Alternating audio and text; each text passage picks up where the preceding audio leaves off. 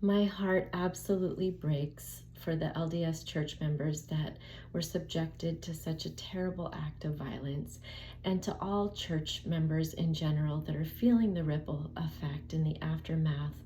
of such a horrible event.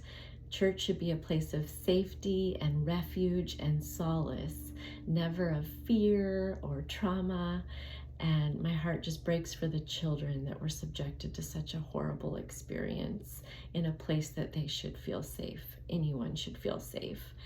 And great measures should be taken to ensure that the right to worship freely is protected and kept safe.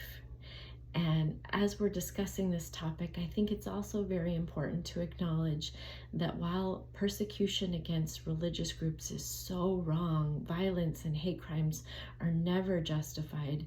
it's important to also see the flip side of the coin, and that many of us who've been targeted, who've been victimized by gang stalking, have experienced that at the hands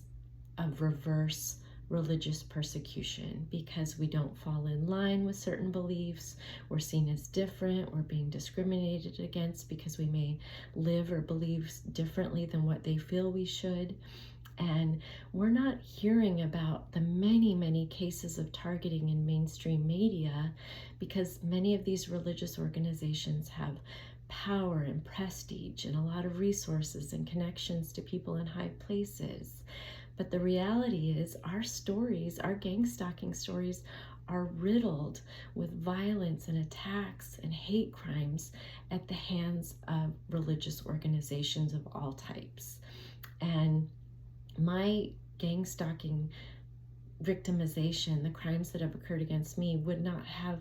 happened had it not been for those from religious organizations persecuting, whether it was tracking, surveillance, monitoring, privacy invasion, break-ins, altering my medical records, trying to set me up for crimes, misusing law enforcement, false reports, perjury, abuse of power. I mean, the list goes on, and it all stemmed back to reverse persecution from religious organizations.